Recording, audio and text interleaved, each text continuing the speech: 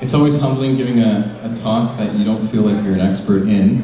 And so I just want to get that out there right away. I was not asked to give this talk because I'm an expert in this, but I'm going to share a lot from my own heart, my own experience, on this topic of logical mind and emotional heart and finding the balance.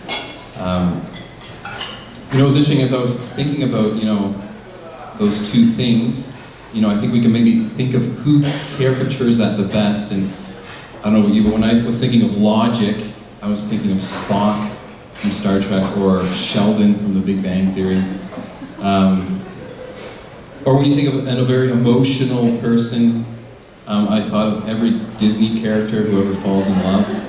I thought of that person, it's called a decision flower apparently. He loves me not. He loves me, he loves me not. And I think even to every character from the movie Inside Out, if you've ever seen that movie, you know what I'm talking about. Again, a very emotional, person.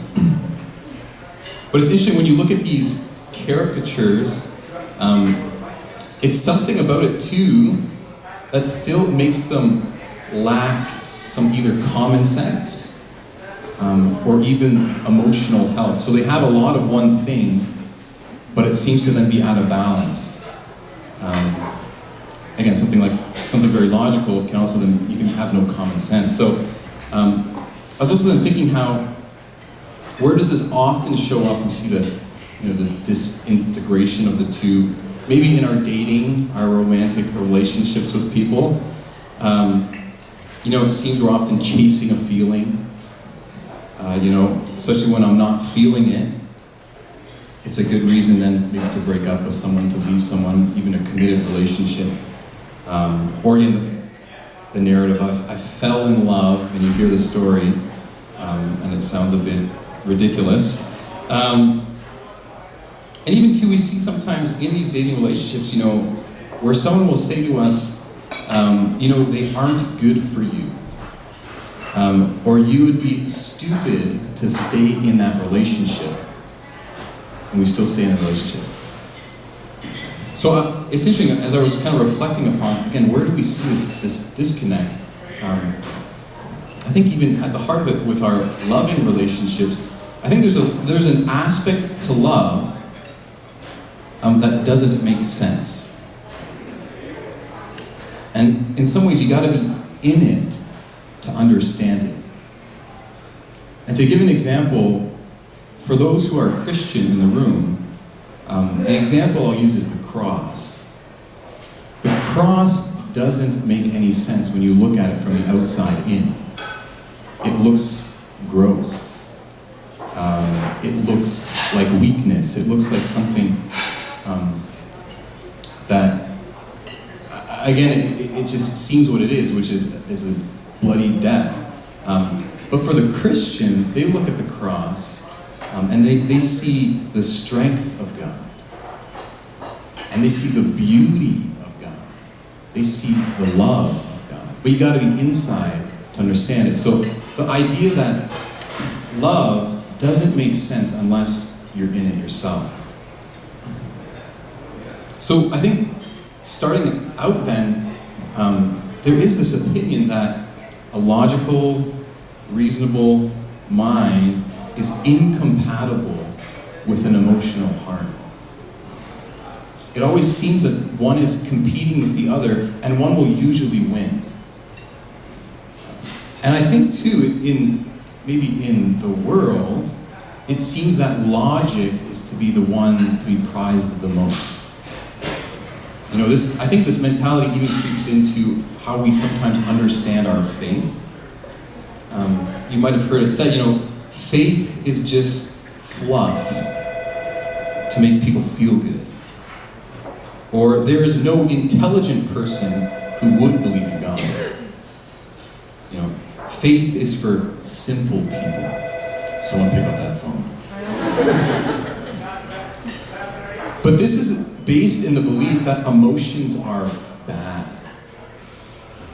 But I want to say too that emotions are good and a gift from God. So there must be a balance between the two. I have notes to keep me on track. So I don't know where you feel, if you're self-assessing yourself right now, where you feel like you might kind of sit more. And maybe some of these quotes might resonate more with you if you've heard them kind of spoken to you. So if someone has said, you're too emotional, or relax and don't be an emotional basket case. You're so unreasonable. That makes no sense. You're an idiot. Try making smart decisions. You know, that might be on the more end if we're more emotionally maybe driven.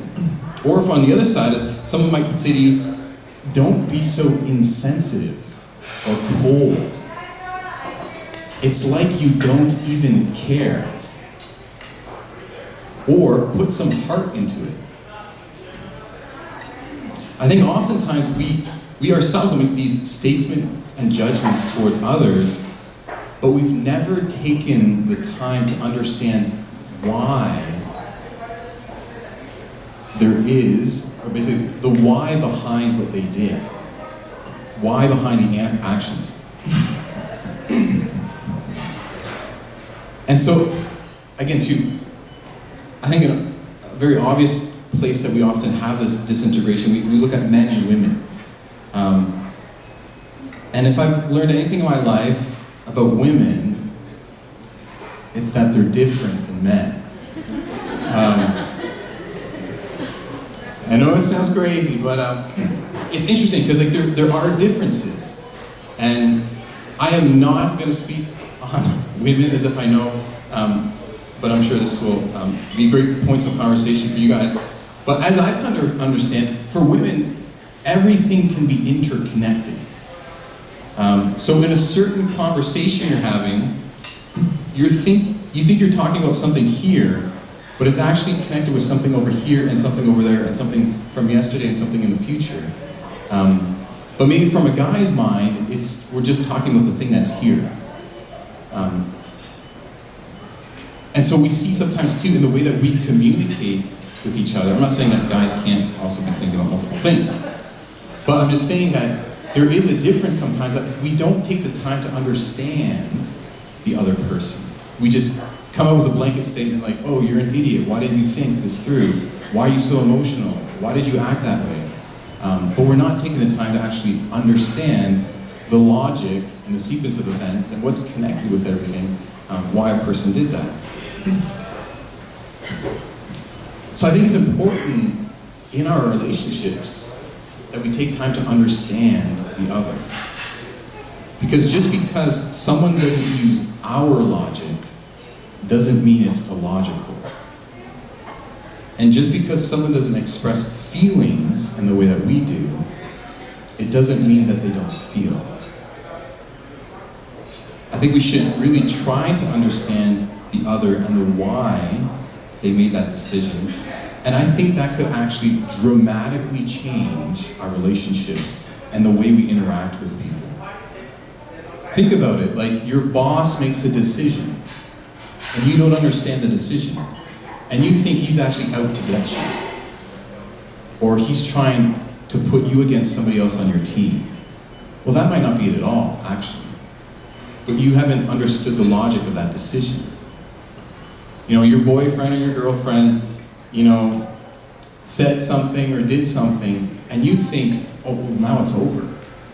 Or, like, why would they say that? Don't they know that that's really important to me? I just recently got engaged, and I recommend it to those who are thinking about it. But you learn even too in your decision-making processes together, it's different than just when you're on your own. And so something that makes total and clear sense to you, like, oh, this is why I would pick tacos for the reception dinner. It makes total sense in my mind. But another person will be like, oh my gosh, tacos? Like, why would you pick tacos? That's a real example, actually. And so it's interesting too, because taking that time to understand the logic of somebody, you can actually say, actually that makes sense to me now. I might not agree with it, but it makes sense to me where you're coming from, and I can understand and respect that. As I was sitting down to kind of reflect on this too, so I think there is sometimes logic behind people's behaviors, but I think there also is dysfunctional behavior. And this really is like actions and reactions and responses that are wounded, are grounded in our wounds and our bad habits and even our sins. And we tell ourselves that this is normal. It's normal to act this way, it's normal to react this way. But I think it's actually, if we were to look at it from another perspective, we can actually see how dysfunctional it is. I think pride is a big reason why we don't see that in ourselves, and we are always seeing that other people are in the wrong. You know, pride really can prevent us from being reasonable. You might know somebody in your life who's very prideful, and sometimes their decision-making is not the best judgment, because they can't actually see the truth in a situation. It can even prevent then a growth and a maturity to happen. Because if we can't admit that we've ever been wrong, we'll never grow out of those mistakes. And we won't ever change. You know, it can even, I think, having the wrong type of pride, it closes us to our emotions. Because we have the fear of being vulnerable. I think sometimes, you know, we're afraid to even feel. And I think we all have related to this. We all, no matter where you are in that spectrum, I think we all have avoided and distracted ourselves in ways that we don't want to feel certain things. And so for each person, I think it's going to be different, but you know, sometimes we avoid our emotions and dealing with them by drinking a lot, by using drugs, by getting into shallow impersonal relationships, even controlled relationships, or we control a relationship. We have an obsession with work or hobbies, even video games, or whatever it is that distracts us from our emotions. We're afraid to go there. We're afraid to go there. We emotionally shut down. We're unwilling to go there and to encounter the hurt. And so often, when there ever is the emotions involved, we don't talk anymore. We give people the silent treatment because we're not able to deal as the emotions arise. We're afraid of them.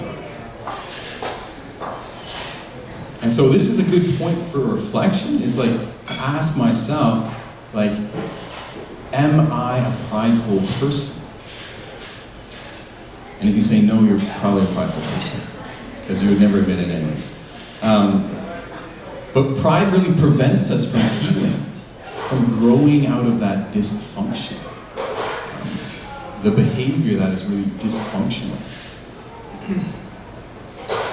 I mentioned control, and I think sometimes we abandon what is most reasonable for the need to always be in control. You know, you've heard it say like, my way or the highway. You know, we think we're being the most logical, but actually it's illogical because we can't see clearly anymore. We've only focused upon our way. And what if there's a better way? Well, that would mean giving up control. And so sometimes we'll get into these situations where we always need to dominate. We always need to be in control of the conversation, in control of the relationship.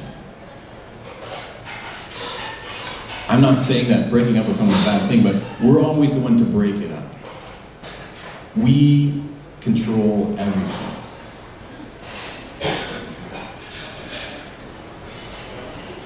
And I think this can even move into where we become enslaved to our emotions.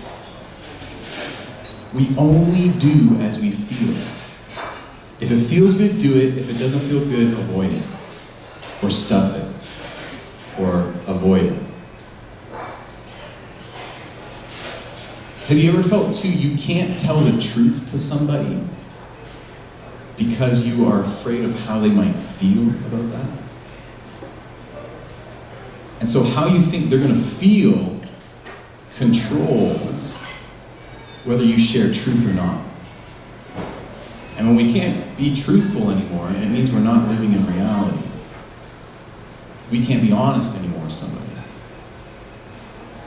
And that way we become enslaved to that emotion. Fear becomes the controlling and the decision maker in our life. We're afraid to feel rejected by others. We're afraid to be found out as an imposter, as being weak, as being dumb. I don't know the right thing, so I don't want to be seen in that way. I'm afraid to be vulnerable. I'm afraid to trust. I'm afraid to love. I'm afraid to look in my own heart and ask, why do I act this way? Why do I react this way? I'm afraid of actually what the answer might be to that question. Why do I behave this way always around this person? Why can't I be in that person's presence? What is it in them that triggers that thing in me? I'm afraid to go there. Fear, fear, fear. Because that might mean I have to change something. I might have to let go of something. I've wrapped my whole identity around this thing. I am the victim. I am whatever. That I'm afraid to change, actually. And ultimately, then I think it's a fear of truth. We don't really want to know. Because we think that to know would actually make it a worse situation. But really, if truth is going to set you free, it's actually the only road to go down that will bring a change, that will bring healing.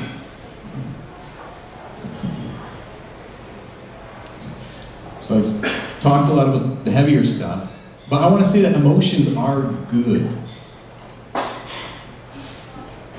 Love, anger, sadness, even despair, I want to propose, is good. Think about it. Anger is actually a good thing if it's righteous anger. Sometimes the only thing that motivates us to do justice or to fix injustice is anger. You see something happen and it infuriates you, and you get off your butt and you do something. So anger, if it's properly balanced and it's in check, is a good thing. Be angry. I encourage you, be angry about the right things. Think about sadness. Again, I don't know if anyone has seen the movie Inside Out. I love the example of sadness in that movie. Because what does sadness do? Anybody? Is this question answered? What's going on? Sadness has this compassion. She actually can relate to the girl. I get you. I understand you. I allow myself to feel sad. I have compassion in my heart. So I think we should be sad for the right things. Be sad. It should make you sad to know that there's people that are getting hurt. You know that the person on the side of the street, doesn't have much. That should make you sad. But then again, too, it should move into compassion, not to despair. And then the thing about despair is this. It acknowledges a loss, and it actually can help us in the process of letting go, I think.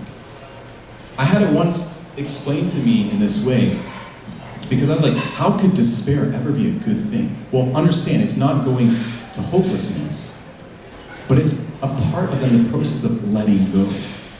This person gave it was actually a sister, she gave the example of let's say you like somebody, You like somebody a lot, okay? One day you muster up enough courage to tell this person, yo, person I like you. And then they tell you, that's really nice, I'm not interested. Well, what do? You go home and you cry. And you acknowledge the fact that, wow, my love was not returned. And the idea she uses, the element of despair acknowledges the loss, but it helps you let go. Because now you can actually get to the place where you've mourned it, and then you release it. As opposed to someone who never mourns it, never acknowledges the loss, never says, yeah, like I want to let that go. It's like, no, I'll never let that go. So in that way too, I think every emotion can be good if it's balanced. And I think this is where our reason kicks in. Is that our reason can help balance when we're not feeling it. Just like, you get in an argument with someone you love and some things were said. Well, you might just dip into despair and say, well, it's over, they don't love me anymore. But the truth of the matter is saying, I know they still love me, we're kind of working through this. And it's reasonable to say that they still love me. And so I think it's important that we don't see them as competing, but we see them as complementary. That if we go to either extreme, we're missing something. They have to be friends. They're going to go hand in hand. So I think if we want to find balance, the first thing I actually thought about is to actually take a nap. Like, take care of your body. Hangry is a real thing. If you're trying to make a decision in life and you're really hungry, or you're really tired, or you're just not taking care of yourself well, first step, go have a meal, and then go take a nap, or in whatever order you want. That might be a thing that can help us find the balance, it's just taking care of your body. But the second thing I want to propose is prayer. Again, to see the beauty of the emotions and in balance with reason. Because I think reason will help us discover the truth, and the truth can then speak into our emotions. That I think too, if it's a gift from God, we come to understand the heart of God by getting to know how we are created.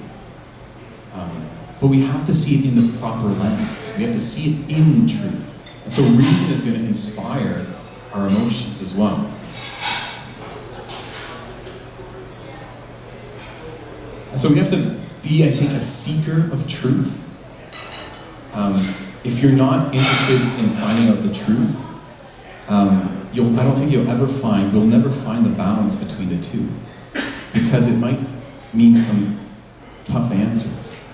Answers we might not want to hear, like, well, maybe I've been wounded in a part of my life, and I'm not willing to let go of something, but for me to actually be back in balance again, I gotta change. And maybe the way that I am approaching some decisions, especially with other people, I'm very controlling. I'm very proud. But you gotta be a seeker of truth to even desire to hear that. It's gonna be frightening, but it's the belief that it could be better. It could be better, and it could start with me. And this is where I kind of want to finish off on this thought, is that it ultimately means that we're going to be going down the road as a Christian of forgiveness and mercy. And this is where I think the marriage of the two go hand in hand. Is that mercy in of itself is unreasonable, but it makes sense in the perspective of love. So we realize, we have to, is that you're going to make mistakes. I'm going to make mistakes. Sometimes I'm not going to see the full picture, and I'm going to make a decision that, it wasn't fair. It wasn't the best. But thanks be to God for forgiveness and mercy. Sometimes our emotions are going to get the best of us, and we're going to say something maybe out of anger, or we're going to, be uncaring in a way that we're not compassionate to the needs of another person. And so we've failed. We've let somebody down. But thanks be to God for the road of forgiveness and mercy. And this is where I think too, it doesn't do away with the other. It acknowledges it, what is just. The just response is this, but I'm going beyond that in terms of gift. I'm making a gift to another person even though they don't deserve it. And so that's where I think too, this is where we find the marriage of the two, is that it's not impossible to have a logical mind with an emotional heart that finds its balance, and that both are inspiring the other, both are supporting the other, and both of them ultimately, I think, are going to lead us into truth and into a life that is loving, which has to include mercy and forgiveness.